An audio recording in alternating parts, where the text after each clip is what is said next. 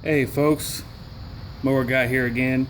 And today we're working on a Vacujet style carburetor from back in 1955 off of a Toro Sport Lawn 18-inch powered reel mower. All we have to do today is just a quick cleaning. It's been sitting for a while, so what we're going to do is just take the air cleaner gasket off.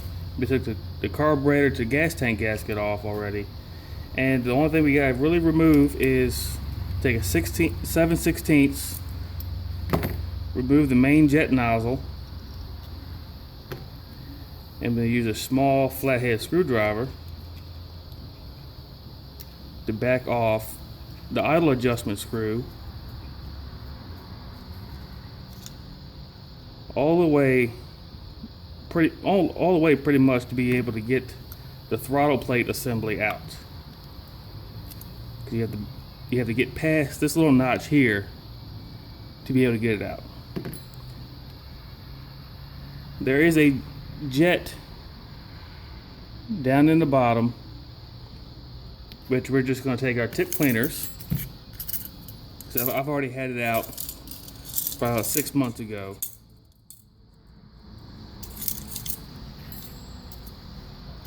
Get in there, clean it out. Make sure there's no debris, because it's the bad gas. The gas we're getting nowadays is horrible. Just get in there, make sure everything's cleaned out.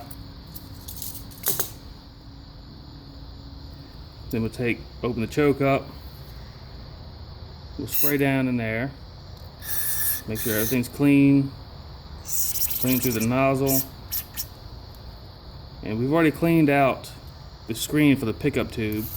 Just going to spray that a little bit, spray down in there. And these are even more simple than most of them. All right, we'll back the needle out all the way.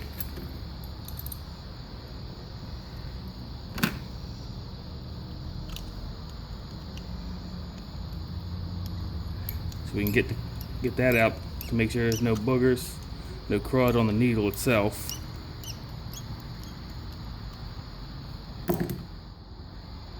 And by the way, this carburetor came off of a Briggs & Stratton Model 6BS from 1955.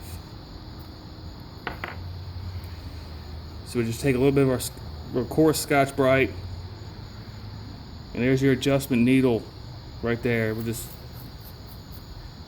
kind of just sand it off a little bit, just make sure there's no grime on there and nothing that will clog up that little needle jet that's on the inside of the carburetor. We'll spray it off a little bit, just clean it off.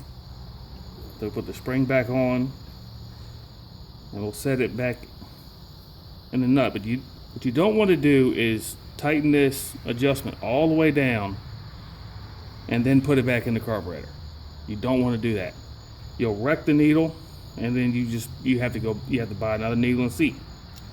So what we're going to do is just thread it back in there, lock the locking nut down, and then we're going to turn this in pretty far, but we're going to turn it in all the way.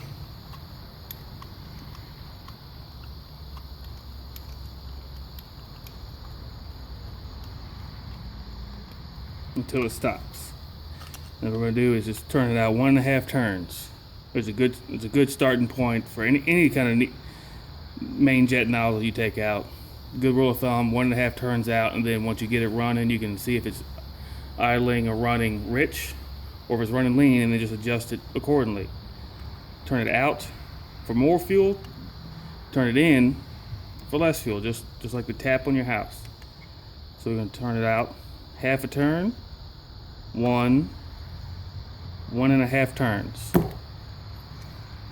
We'll take our throttle plate assembly. Let's do a quick spray on that. So that still looks fairly clean. Where I took it and put it on the wire wheel 6 months ago just to clean all the rust build up and everything else on it. It was sitting outside in a barn for 35 years, from what the guy tells me, but you can't really go by what many people say. So we'll set that back in there.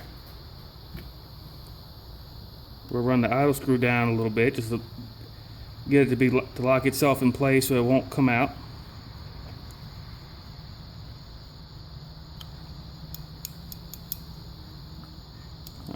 And that's all it is. We'll put the gaskets back on.